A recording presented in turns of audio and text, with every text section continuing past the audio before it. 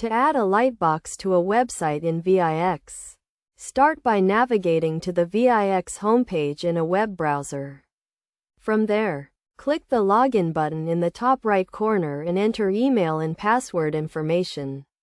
Once logged in, click on the Design Site option, which will take you to the website's design page.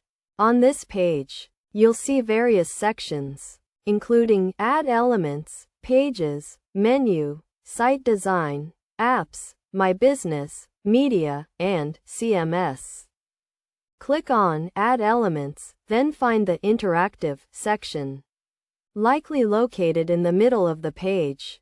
Within the Interactive section, you'll find options for slideshows, lightboxes, boxes, repeaters, and more.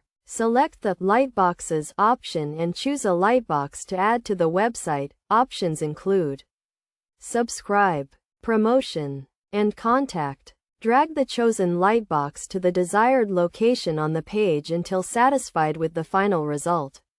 This process allows users to easily add a lightbox to their website in VIX.